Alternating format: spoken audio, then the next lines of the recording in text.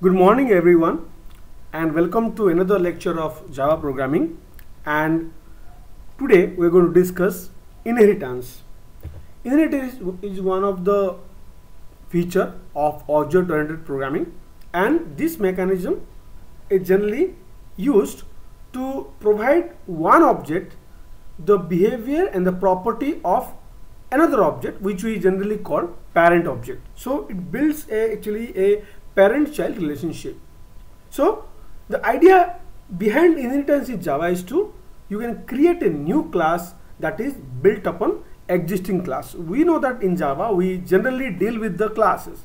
So this allows us to build one class upon another, okay, using the feature of one class. So it is not that creating a new class completely from the scratch. So if one class has the properties that is required to build in another class, so here this inheritance property or the mechanism will help us to define one class which can use all the methods or the fields that we call properties and behavior of an existing class. So it helps in reusability. That is the point of that. We can reuse the methods and fields of the parent class and add new methods and fields if at all required by us. Okay, that is the idea behind inheritance. So we know that when we define a new class, so definitely it might have the feature of an existing class plus some additional feature. So inheritance completely support this hierarchy that we want to build in any object-oriented programming language. Okay, so in Java, so we'll see also that Java we can do the same. So inheritance represent actually is a relationship. Okay, so a child is a kind of a parent. That's what. So it's also known as is a relationship or parent-child relationship, and also we'll see we frequently use a superclass subclass relationship. The class which inherit an existing class will be called as superclass, and the class which is getting inherited is known as superclass. Okay, so in Java inheriting is very simple. Just you have to add the keyword extend. Alright, so the class which is inheriting another class, so in the definition of the class name we will just use the keyword extend. Let us see this example, a simple example for that. We have a class A and we have two fields I and j. We have only one method, that is show ij to print the value of ij. Then we have a class B which is extend. Okay, which extend. So extend keyword says that B is inheriting the class A. All right, and it is defining some additional. That means the int ij is now also member of has a in the member of the class B. We can also use the method show ij. All right.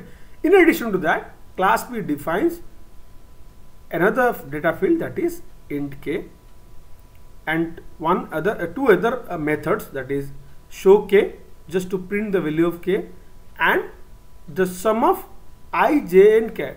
Okay, so because ij is all because B is inheriting the class A, so ij is the data member ij also will be the member of B, so it can use them, okay, in the member method to print the sum of I, j and k. All right, so this is how a simple example that we can extend into. So the syntax, if you compare with any other, it is very simple in Java. Let us verify.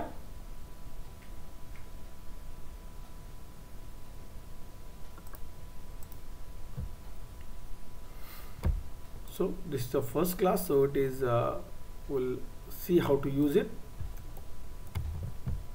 All right, so we build a class simple inheritance, and here we will demonstrate how it works. All right, so in the main method you can see that we create two objects, one of type A which we name as super object, and B an object of class B as sub object. All right, so then we just assign the super class object, that okay, the object of the class A, the values I and j values 10 and 20. All right. So we can print by using the object. Okay, we can print the value of ij, because we know that the method so ij will print the value of ij. Okay. So using the object of superclass, we are printing the value so ij to print the value of ij. All right, just showing that. Then we'll using the subclass object. Okay, we assign the value of I, j, and k, and then we print the value of so ij. We can use the we can also print the value of k. Then we print the sum. All right. So you can see that using the here the objective is that using the object of subclass, we can get access to all the data member and the methods that is present in the superclass or the parent class. Okay, it can access all the data member like ij of the parent class. It can also access the methods like so ij, okay, which is already defined in the class A. Okay, so this is how it in one class inherit the properties and behaviors of others. Okay, so let us see this example, to run this example.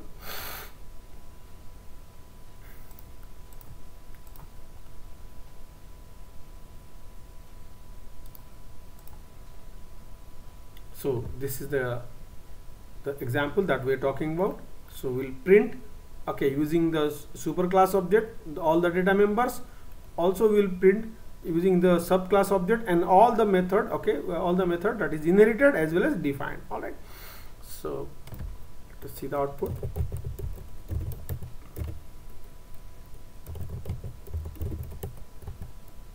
All right, so first content of super objects, we printing using the super object the value of ij are 10, 20. Then sub object, we have used first calling so ij. Using so ij, we are printing the value of ij, that is 7 and 8, and k 9. Okay, this is printed by using method so k. Then at the end sum, using the method sum, we are printing the sum of I, j, and k, that is 24. All right, so it shows that how one class can bear the property of its parent class. So one thing we must remember, that a subclass cannot access those members of the superclass that have been declared as private. All right, so and generally we know that when we don't define any access specifier, then it becomes by default public in the package, public in the package. Okay, so default has no problem at all. All right, but when it is private, okay, the private members are never inherited, or they will be just like hidden. They will be hidden in the class, the inherited class. Okay, it is not any object, okay, any object or any method of the inheriting class or the we can say the child class cannot access the private member of the or the parent class. So the privacy is maintained by, if you don't want any field or any method, okay, not to be inherited, so and it should be restricted to only one class, so better to define them as private, their access specifier as private. So here is an example to show that, because we have declared the variable j in the class A as private. So if class B, even if extending the class A, tries to access the value of I, okay, so the value of j, then I is public, so I can be accessed easily. But when we try to access j right here, so we'll get an error here. All right, definitely we'll get an error here. That is the objective. Next, superclass variable reference a subclass object. It is possible here. All right, we'll see that how it. So let us see a complete example here how we can refer, okay, a variable refer to a subclass object is possible. So we have revised the class box. So box, we have width, height, and depth. Then we have three constructors. One is taking in one box object is a parameter. Then okay, three dimensions, okay, width, height, and d. So for two parameters constructor as one parameter, and default constructor we have all. Okay, and we also have a constructor taking only one parameter, that is a double type. All right, then we have volume to compute the volume of the box. All right, then we are defining another class now. okay, the child class you can say, or the subclass, the name is box weight. So box weight extend box, that means it inherit all the methods, okay, and behaviors, okay, all the methods and the fields, okay, of the parent class, okay, including it can also invoke the constructors, okay, it can also invoke the constructors, okay. So here is the constructor of the box weight, okay, it takes 4 parameters, okay, and first 3 parameters shall be used to update the data fields of parent class. So width, height and depth are the data fields of parent class, and the m, okay, the last parameter used to update the weight, which is, okay, defined as a new additional field in this class, okay. You can see that weight is the only data field in the box weight. All right, so in this way we can see that we can also access the parent, we can access the parent data members. All right, so here it is. So what we do is that we define an object of box weight, that is weight box, is in small. All right, and we instantiate this object by calling the parameterized constructor, the only parameterized constructor defined in the box weight, okay. So yes, this object is created with its width, height, the width, height and depth as 3, 5 and 7, and its weight is 8.37. all right, then we create the object of a parent class, okay, and we create this object by calling the default constructor. That means the plain box object has the values all negative, okay, or like -1. All right, if you remember, we have a default constructor here which initialize all the values to -1. all right, so then we define a volume, okay, to compute the volume of the weighted box. All right, so we call the volume method of weighted box object to print the volume. So here volume will be computed and we'll print the volume. Then we also printing the weight of the weight box, the object, okay. So we can access the weight because it is the default access. So with default access, so we can access here. So we are printing the child class weight here. So weight box dot weight, okay, both two things are printed. Next is by using plain text object, okay, and weight. So we are assigning the weight box object to plain box. Plain box is a parent object, okay, object of a parent class. Weight box is an object of the child class. Definitely weight box inherit the parent class, plus it has additional behavior and properties, or we can say additional data fields and methods.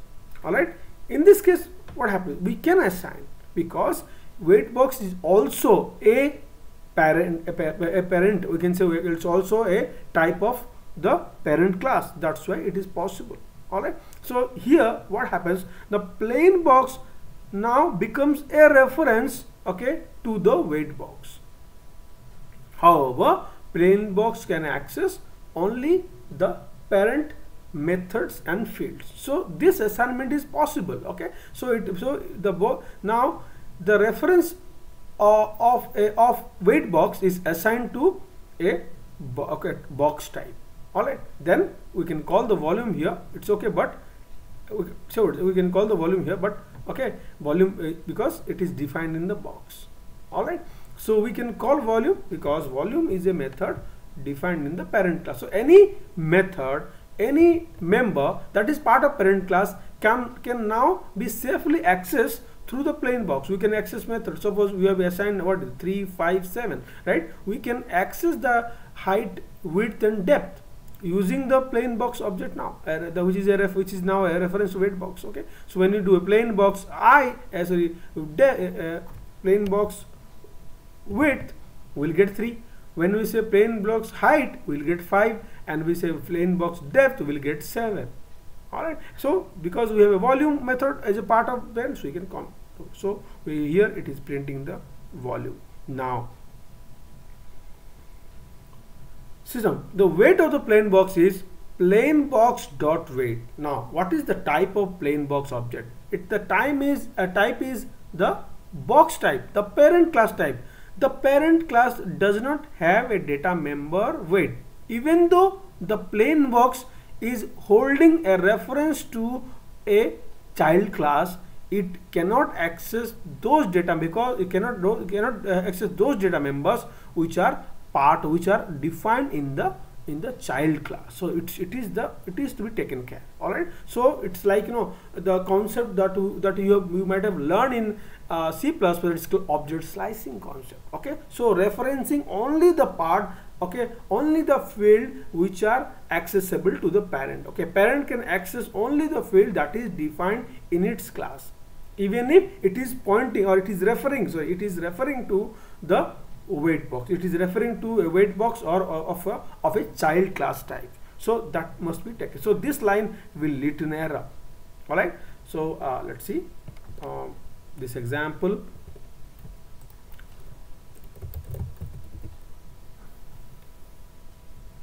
So this if you see that this line is quoted here, so it will run successfully. All right, so this line is quoted right now. Let's execute. So it will run successfully, should run successfully, but when we remove the quote, it should lead to an error.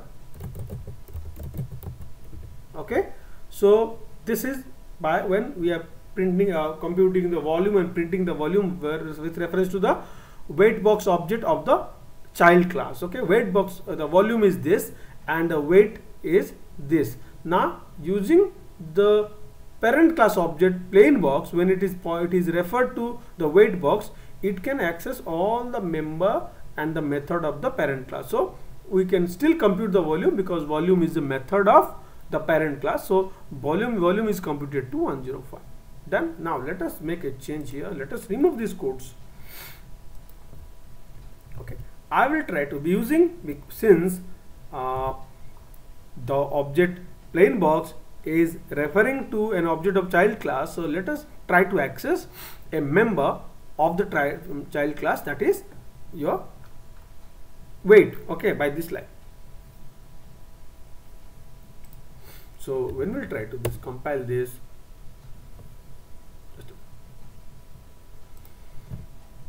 save it.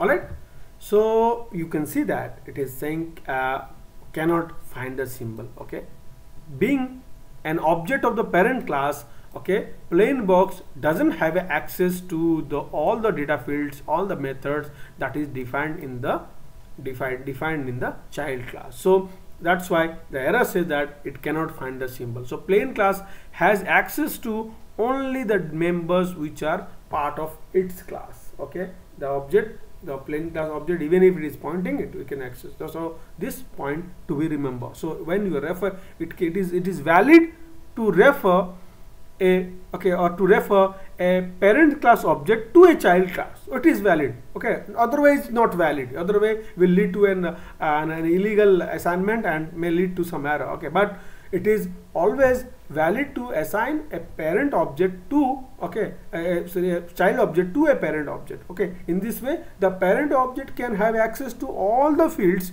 okay, which are been inherited in the child object.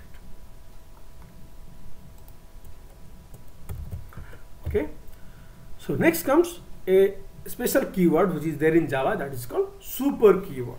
So whenever a subclass need to refer its immediate superclass, then it can be used by keyword super. Okay, so not always need to use the class name. Here we cannot refer the class name. Okay, so generally to refer the parent class, okay, then super. Just like when we refer this inside any method of a class, that indicate it is referring to the current object, the object which is currently invoked that method. Similarly, when we say super, it automatically refer to the parent, immediate parent object. So it has two general forms. First is generally super is generally used for as a superclass for calling the superclass constructor or the parent class constructor. Second, to access the member of the parent class or the superclass. All right. So these two purpose, we'll see some example of these two purpose using super. So if you remember the example we just discussed about box weight. All right. So and here you can see that when we define the child class constructor, parameterized constructor, what we have done, we have explicitly assigned width, height and depth with the parameters w, h and d, which has been passed, okay, as an argument. All right. So what happens, we are doing, but let this we are actually initializing, right? Let this initialization done via one of the the appropriate parameterized constructor of the parent class. Okay, so that we can do by calling super.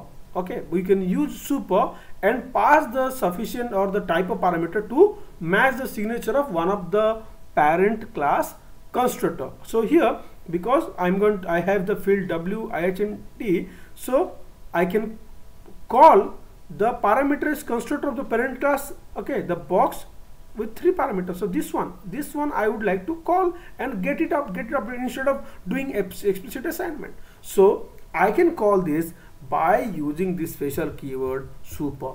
So you can see that the parameterized constructor of box weight, the child class, has been modified where it is taking everything. All the parameters are still there. Only things that we replace those explicit assignments by the constructor, a call to the super class constructor. So we use the keyword super and we pass the number of parameters. So depending upon the number of arguments, number of parameters and the type of parameter, it will try to find a match with the one of the constructors of the parent class.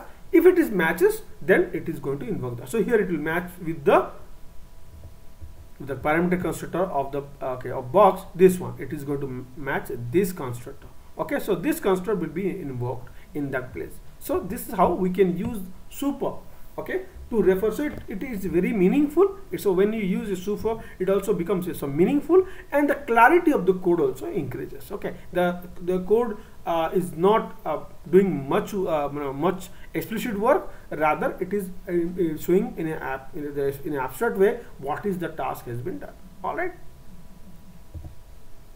Now, second use that using super we can access the subclass members. Okay, so second form, super always refer to the superclass of the subclass in its use. So generally the common form is the super dot member.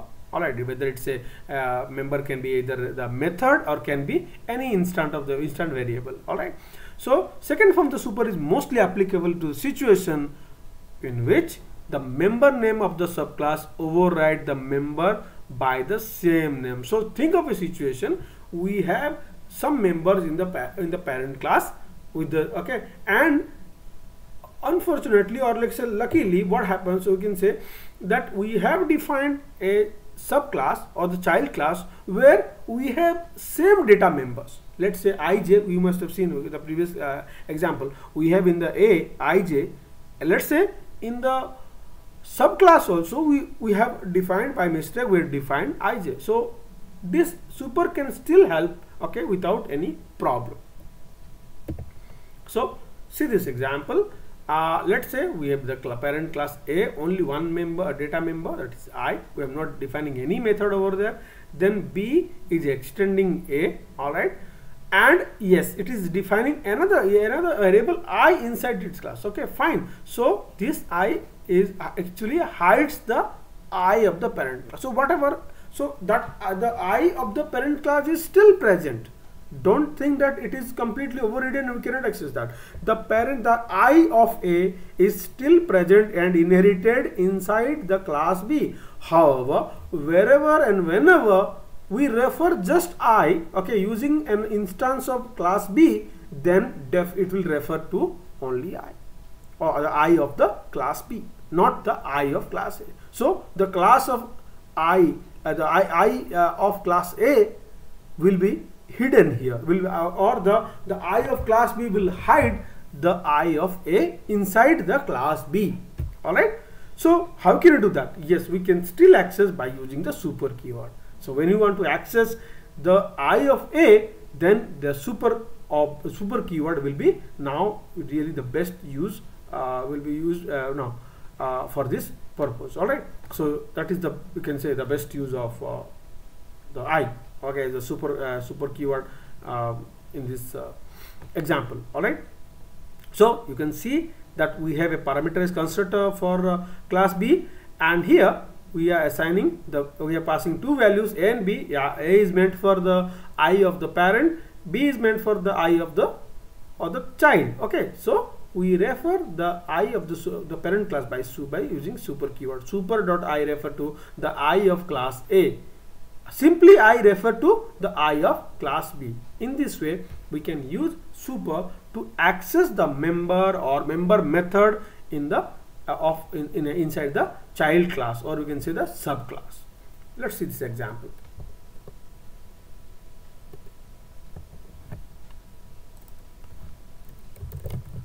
So the only thing we do the output here is that we'll just use the show. Okay, so we have a show method here. It is going to print both the I's. Okay, the I of the superclass, I of the subclass. Okay, so we are passing 1 and 2.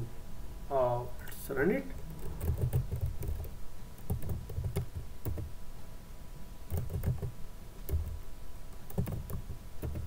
Alright, so 1 is passed to the I value of superclass, 2 is passed to the I of the subclass. So we can see that we can access both of them. So this is the really the good use of super keyword. Next, let us discuss about the multi-level hierarchy scenario. So in a class hierarchy, the constructors are called in the order of derivation. So that means always the so it may have that one class A has inherited class B, then B has been inherited by C, C has been inherited by D, and this goes on. We may have a hierarchy of maybe of height, some height h, no problem at all. So but what happens when the bottommost object is created, then the order of calling the calling the constructor is always from top to bottom, always from top to bottom. Okay, so and further, since the super must be the first statement executed in the subclass constructor, this order is same irrespective of whether or super used or not. So sometime we use super, sometime you don't use super. Okay, because we don't want to explicitly call a parent class constructor. So irrespective of whether you're using the super or not, okay, the order of execution will remain the same. So in that case, wherever a particular class is not invoking super in its constructor of the parent class, then the default constructor will be invoked. Alright, so if super is not used, the default or parameter less constructor, whatever we can say, okay, of each super class will be called. So wherever there is a super, it will be overridden. It will try to find out a match with the call and call that particular parent constructor. If super is not mentioned inside a constructor of the child class, then default constructor, it will try to invoke the default constructor. So here is an example, simply to show the order. So class A, we are only defining the default constructors here to show that if we don't use the super, we can invoke in which order. Okay, so this is A, B is extending A, C is extending B, and we are creating an object of C here, okay, by calling the default constructor. So what happens? So in the hierarchy, from super class, so the constructor will be called from super class, the topmost class, to the bottommost class. So first A's constructor will be called, and this line will be printed, then this line, and finally the line of the C constructor of the C. All right, let's see this example, and we see the we'll try to do some overriding. Okay,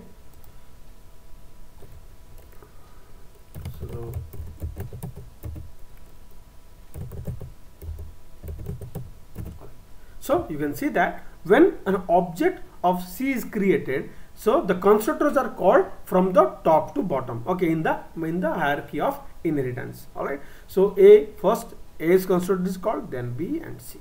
All right, this way it continues. Now these all cases we are calling the default constructors. Now whenever we require, we can use a parameterized constructor and use the super. So whenever we don't want the default, we use the super for as we've shown in the previous example, we can do that. So let us just a little bit modification to this and see the output. So this is the program, and let me define so C calling the default. So let me do here a parameter constructor. So in B I am going to define a parameter constructor. So B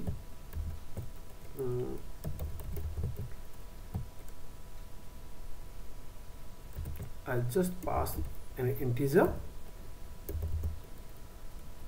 then I'll just print that inside parameters. Okay, because I know I've no functionality has been defined here, just to demonstrate the call of the order of call of constructor. So inside B is parameterized constructor.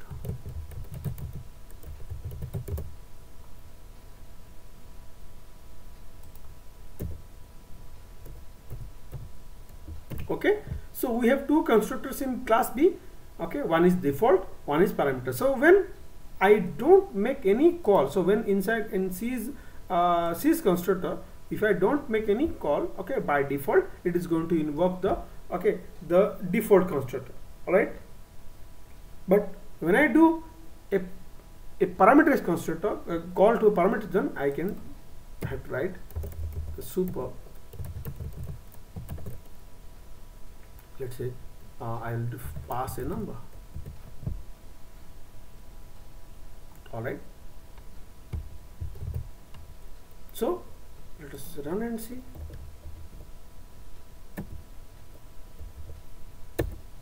Okay, so what happened? Because I made an explicit call to the B's parameters constructor, so and B is not calling, B is not when B is not calling any superclass constructor. Okay, any call to the superclass constructor. Okay, so default, so it called it. So here C is, for C we are executing the default constructor, we can see that, okay, by using this. Then it is calling the parameter constructor of B, okay, and parameter constructor of B is not calling the default constructor of A. So that's why A's default constructor, then B's parameter constructor, followed by C's default constructor. In this way, now the constructors are executed. You can see that. So if you don't use default constructor, if you need to call explicitly, you can use the super keyword for calling the explicit constructors, explicitly the constructor required. This is the use of super keyword in the multi-level hierarchy. Then comes to the method overriding. Okay, so in a class hierarchy, when a method of subclass has the same name and type signature, this should be, so not only the name, remember that. Okay, so same name and the type signature. So everybody clear about the type signature? When we say type signature, then they match the two methods should match the number of argument as well as the type of argument in the order, okay, in exactly in the order from left to right. Okay, then we can say it matches both. Okay, so suppose we have same name in the a method in the subclass as well as the superclass with the same name and the same type signature, then we can say the method of the subclass will override the method of the superclass. That means using an object of subclass, whenever we refer the method, then it automatically refer to the method of method which has been overridden, the method of the subclass. Okay, so when overridden method is called within a subclass, then it will always refer to the version that method defined in the subclass. Okay, and the version of the method defined by the superclass will be hidden, and we can call it by super. Okay, as we know that we can take the help of super keyword to call the method of immediate. Definitely we can only use super to call the methods of the immediate parent class. Now one thing we should be clear, that if method of subclass and superclass share the same name but type signature is different, means either their number of argument is different, or they might have same number of argument but the parameter type doesn't match, then it won't become overridden, it will be overloaded. All right, so then in that case it will be, you can say the method is overloaded by between the parent and the child class. All right, so here is an example of overriding. So class A, we have a constructor with parameters constructor with 2 parameters. Then we have the method to show the value of ij, show, the method show. Alright, B extends A, add another field k to, okay, we have a parameter constructor, then it overrides show. You can see that. Alright, we override show. So we created an object of B by calling its parameter constructor in the main method. Alright, and we are calling the show method using, okay, with reference to the object of sub object. Okay, that means object of the class B. So what is going to happen? So it is going to call the show method defined in B because it overrides the show method of A. Alright, so let's see the output.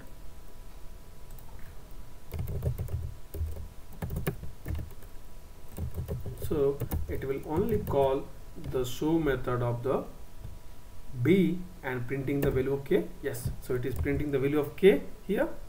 Alright, so what I'm going to do is that, okay, just to demonstrate you what happens when we just change a little bit. Alright, so this is the right. So let us do one thing. We create another object of class A. Do we have a, yeah, you want, so class A object equal to new A, let's say 4,5. Alright, let me have create, but let me, my objective is to assign it reference A equal, let's say I will do OB equal to sub OB. Okay, then we'll call another time OB dot show. So what's going to happen? Okay, so you can see that we are supposed to print the value of the show method. Okay, means show of the parent class. All right, we cannot do that using the object. Okay, no, I observe here only the thing is possible that we can use super. Okay, inside the method of show here we can take the help of super. All right, to call it.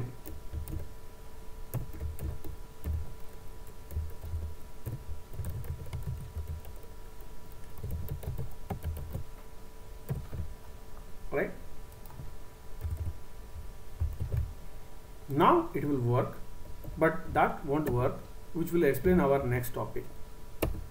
All right, so using super we can invoke that show, okay, whenever inside the class of the subclass. But when you do this, so what is the problem with this?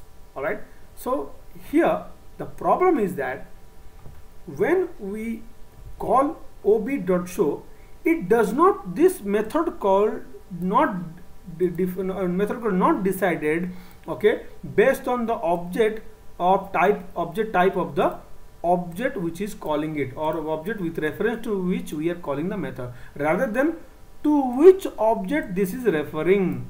Okay, this is an OB of type class A, but it is currently referring to an object of type B.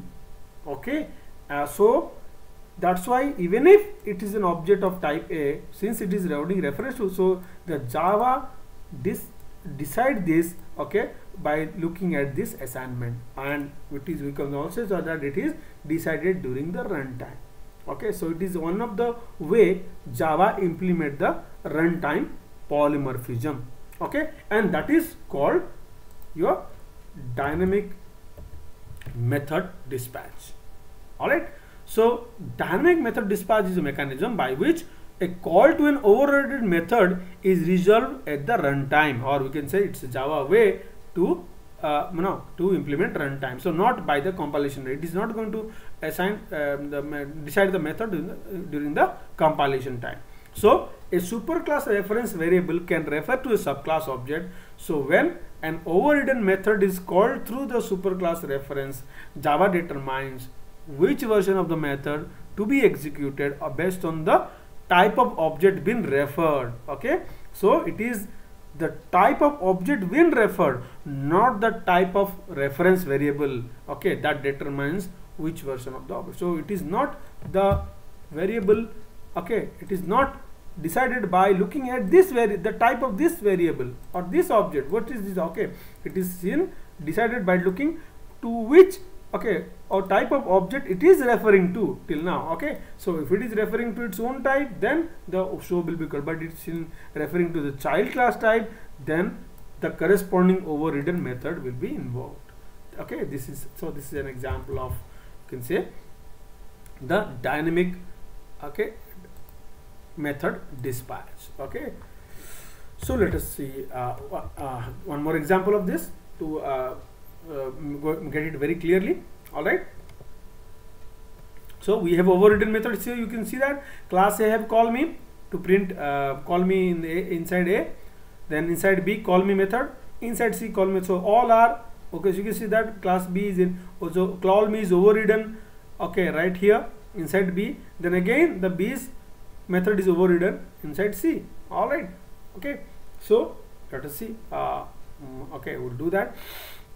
We define three objects of class A, B and C, okay, and an object of R to refer. So when R is referring to A, it will call the A's version. When R will refer to B, it will call the B's version of call me. Then R will refer to C, it is going to call the C's version. So it really doesn't matter who is holding, who is calling this, okay, which object is calling. So even if R of type A, okay, class type A is calling, so it is decided based on what object the R is holding, to which type of object the R is currently referring. So based on that, the method, the corresponding method will be called either from the derived class. Okay, so let's see, demonstrate this example. So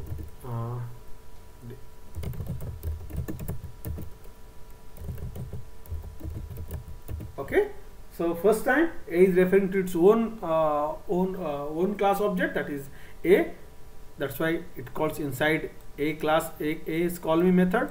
Then R is referred to B, so it is calling the call me method of the B. Then when it is referred to C, it is calling the method of C. All right. So this is an example of runtime polymorphism, which is achieved via dynamic method dispatch. Okay. So this is the concept in Java is known as dynamic method dispatch. Then another concept that is a part of inheritance is abstract class. Sometimes we can define class without giving any implementation. We just define the structure, we define the overall structure of the class, and let some methods, okay, are left for the child class to implement it. Okay, the method only the method definition is provided, as the declaration is provided or prototype is provided, and it is left to the children class, okay, to decide how to implement it. So only defining the generalized form and leaving to each subclass to fill the detail. How you are going to do that, the details will be filled by the child classes. So in abstract class, we can achieve the abstract class by first the abstract method. All right. So certain method must be overridden by the subclass, and when specified, abstract type modifiers. So suppose in a parent class we define one method, and by adding prefixing the keyword abstract to it, that means the child class must overload it. Okay. So any class that contains one or more abstract method, okay, will be declared, okay, also be declared abstract. So if you have at least one method as abstract, so also the class must be declared as abstract.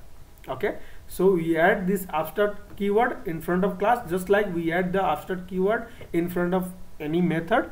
All right, so it becomes an abstract class. So that indicates that no objects will be created for the abstract class. So you cannot instantiate an abstract class. All right, cannot be done directly. All right, using the new. So if you try to instantiate an object using new operator, definitely it will lead to an error. All right. Now one thing you must remember, that we cannot declare abstract constructors or abstract static method. These two are we cannot. If you have a method, a constructor or a static method, that cannot be declared as abstract, even if they are part of the abstract class. All right, they cannot be declared as abstract. Any subclass of an abstract class must either implement all the abstract methods, okay, if the superclass, or itself declared as abstract. All right, if there is a choice that it can inherit if it is inheriting an abstract class, it must implement all the abstract methods. If it is at all not implementing one of them, okay, then it itself becomes an abstract class. Okay, so idea of abstract class is to provide the structure, you can say an abstraction, so that depending upon the type of requirement, because you know there is some methods might have the same name but different tasks depend upon the the child class which is which is extending it, right, or which is going to overriding it. So depend upon the type of function, it is no relevance of the method, or it has no information that how the method will be implemented in the parent class. That's why it is always safer for those methods to keep abstract and let subclass decide depend upon their logic that how this method to be implemented. So here is an example of the abstract class. So we have the method call me as abstract. We have made the call me method is abstract. That's why the class also becomes abstract. We added the keyword abstract to the beginning. So we have to do the both. Okay, you cannot just leave only the class method here. It is always as very to improve the clarity, you add the class also as an abstract. All right, so both is to be required. So if you do this, this class becomes abstract class. Okay, the only method is implemented is the call me to. Okay, it is already implemented. Okay, so when class B extended, okay, if class B don't want to be an abstract class, it must implement the only abstract method of the class A, that is call me. So it is implementing the the method call me. So B is overriding this the abstract method by defining here. All right, so we are creating an object of B and we are calling both B call me and call me to. That's it. Okay, showing abstract class. Okay, so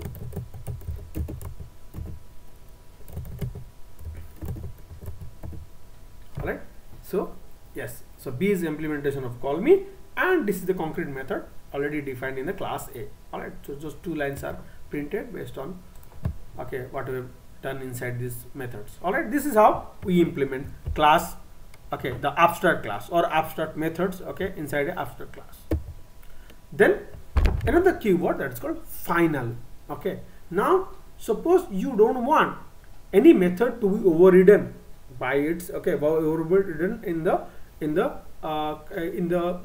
subclasses. So declare it is a final. So when you declare a method a final, cannot be overridden. Okay, it will prevent the class to be, so you cannot define another method with the same name in the child class, so it cannot be overridden. All right, so to prevent the class from being inherited, generally this also the purpose is that one class from being inherited, precede the class as final. So when the final is used as a part of class, when you make a class as final, this class cannot be inherited. So you want to make a class as a leaf class, so that no other class can inherit this. You make the class as final. All right, so declaring the class as final implicitly declare all its method to be final. So when you make the a class final, all its method becomes final. That means it cannot be overridden anymore. Okay, so and it is illegal to declare a class as both abstract and final, because abstract must be overridden and final saying that it is prohibited, that the overridden is prohibited. Okay, so it is illegal to use both of them. So here is an example.